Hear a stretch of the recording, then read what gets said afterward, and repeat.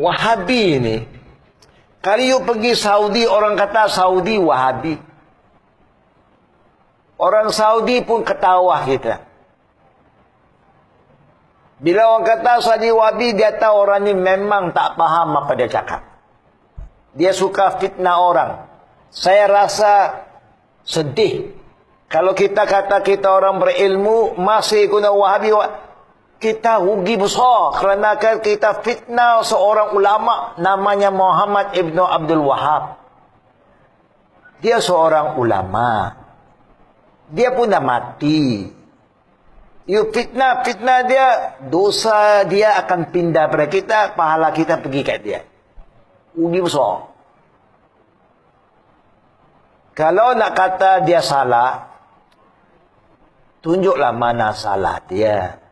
Kalau ada salah pun dia juga manusia. Imam Syafi'i pun kata, Imam Maliki pun kata, kami manusia biasa. Boleh betul, boleh salah. Kalau salah jangan ikut. Kalau betul ikut. Agama itu mudah. Jangan fitnah orang, hukum orang. Saya pun tak hidup di zaman dia. Saya pun tak pernah jumpa. Tapi bila orang kata Muhammad Abdul Wahab, saya pun terbaca juga buku dia. Dalam pembacaan saya tak nampak pun apa yang dia cakap itu bercanggah dengan Quran dan hadis. Kita kata kita ahli sunnah wal jamaah. Dia pun ahli sunnah wal jamaah. Tapi nak fitnah orang kata kerana dia buat ini tak ada, itu tak ada. Ialah kalau dah tak ada, memang tak ada lah. Bukan? Ada lah. Kita di sini macam-macam buku ada. Sahih Muslim ada, Masya Allah. 40 hadis ada, Imam Nawawi, Masya Allah. Kalau ada situ ada lah. Kalau tak ada, tak ada lah. Berapa orang baca? Berapa orang baca? Kan? Kita kata kita orang Syafi'i. Betul tak betul? Betul tak betul umumnya? Nusantara ni Syafi'i. Apa nama Imam Syafi'i? Apa nama Imam Syafi'i? Susah juga kan?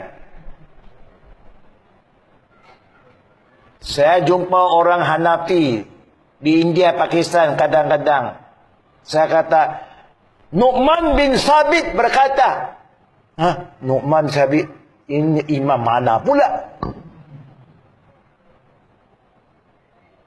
Saya kata, Nu'man bin Sabit. Nu'man siapa dia? Ini ya problem. Nu'man bin Sabit itu Imam Abu Hanifah lah. Itu nama dia. Abu Hanifah itu kunya dia. Syafi'i nama dia apa? Apa nama Imam Syafi'i anak? Oh, kena tahu. Tidak fitnahkan imam kita buat apa? Kita cakap-cakap apa yang kita buat. Imam pun tak suruh. Kita yang buat. Kemudian kita kata saya Syafi'i. Nama Imam Syafi'i Muhammad bin Idris. Saya rasa juga kadang-kadang sedih. Kita suka kaitkan dengan Imam Syafi'i tapi nama tak kenal, buku dia pun tak pernah baca. Ini yang luar biasa. Kan? Saya banyak masjid yang saya pergi, tak pernah satu kali saya tengok masjid orang buka kitab Imam Syafi'i. Tak pernah sekali pun. Apa nama kita Imam Syafi'i? Bantu. Apa nama kita Imam Syafi'i? Problem juga. Oh, banyak cerita ini juga. Oh, Syafi'i. Sikit-sikit Syafi'i. Minta maaf. Janganlah fitnah imam kita. You nak cakap tentang Syafi'i, kena ada rujukan dia. Kita agama suka kias-kiaskan. Kanan-kanan kias-kias. Imam Syafi'i dalam kitabnya kata, la qiyas fil ibadah. Ibadat tak boleh main kias.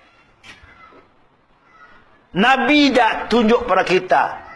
Semua cara ibadat Nabi dah tetap tak boleh main kias-kias. Tapi kita suka kena kias.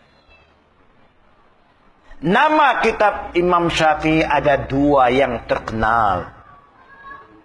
Yang awal dia tulis nama Al-Um. Yang terakhir Ar-Risalah. Kedua-dua pun tak baca. Tapi sikit-sikit Syafi'i. Syekh, bacalah, tolong baca. Maaf, saya nak tambah. Kalau kita mulai baca, rupa-rupanya banyak kita buat bertentangan dengan ajaran dia. Saya kena baca. Kerana dulu kita belajar empat imam pun kita kena baca. Supaya kita faham. Imam Syafi'i kata, Iza sahal hadis hahuwa mazhabi. Mana hadis-hadis Nabi yang you ikut sahih, itulah mazhab aku. Dia bukan buat mazhab bau, tak ada. Kita anggap macam mazhab Syafi'i satu mazhab yang bau. Tidak. Jadi istilah yang kita pakai Muhammad Abdul Wahab, Wahabi, satu istilah yang sengaja diguna oleh musuh-musuh Islam dulu. Supaya orang Islam berpecah. Akhirnya kita sambut.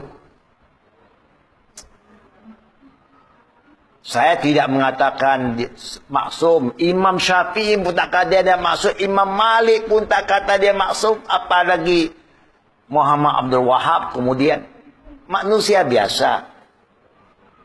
Tapi bacalah sejarah dia dengan betul. Nak baca sejarah Muhammad Abdul Wahab, kena baca kitab sejarah yang memang orang tahu tentang Muhammad Abdul Wahab. Bukan dari musuh dia. Macam kita nak tahu Imam Syafi'i, kena bacalah kita Imam Syafi'i. Betul tak betul? Baru kita tahu apa yang Imam Syafi'i cakap.